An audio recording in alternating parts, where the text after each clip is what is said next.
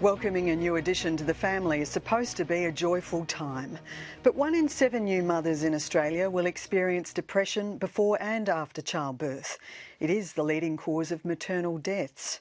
A funding agreement between the Commonwealth, states and territories has provided screening and counselling for thousands of new parents since 2008. But the federal government has now decided to discontinue the National Perinatal Depression Initiative, angering both mothers and support groups. David Lewis reports. It was probably about a month after my son was born. I first started having depression. With Annabelle, it was instantaneous. The moment she was born, I was deeply unhappy. 36-year-old Jill Brown was excited to become a mother, but after the birth of each of her 2 children, she was crippled by anxiety and depression. I was frightened I just couldn't do the job.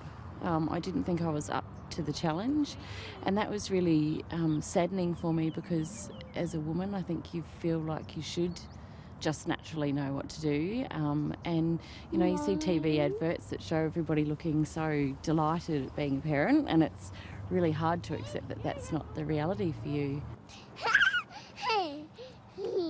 I felt like running away. I felt like leaving. I packed suitcases and was halfway out the door before my husband discovered me.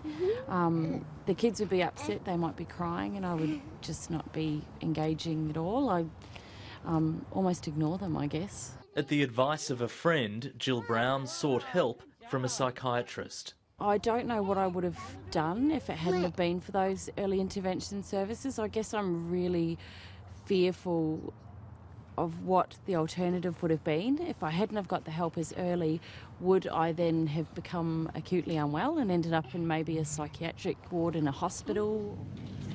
Sadly, her story is not unique. This national helpline is swamped with calls from anxious parents every day. Hello, welcome to PANDA. This is Intake, Danny speaking. A staggering 1 in 7 new mothers will develop depression before or after they have a baby. Staff here are coaching them through it. What they're doing is working in a very intensive and ongoing way with families who are experiencing perinatal depression or anxiety. So that depression or anxiety could have occurred during the pregnancy or after the birth of their baby. Their work can be life-saving. Suicide linked to depression and anxiety during the perinatal period, before and after the birth of a baby, is the leading cause of death for new mothers in Australia. They're facing a mental illness generally for the first time in their lives, but a time that other families are experiencing joy and delight at the idea of a new baby. It's an extra challenge. Is there anyone... In response to growing demand for services like these, the Commonwealth and state and territory governments agreed to take action.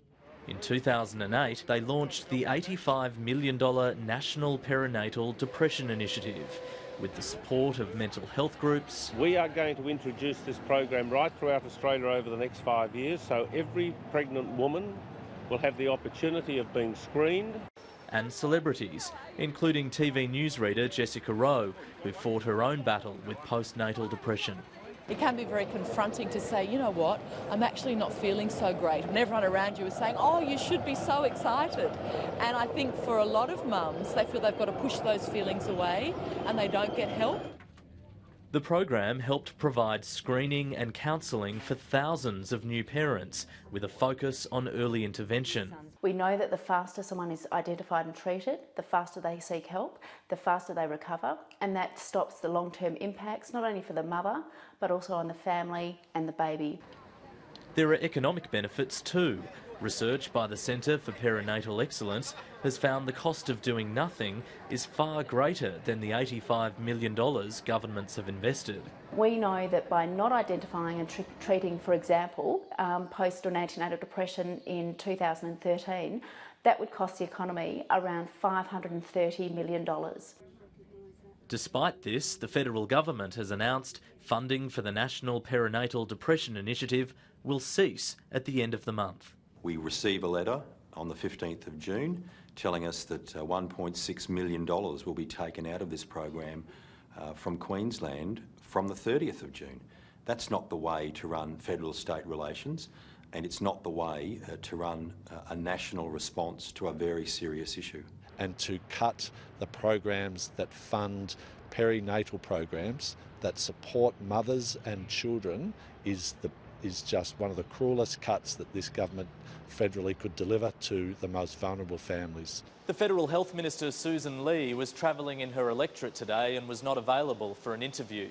In a statement, the Minister says the money the federal government provided under the program was for training and upskilling staff.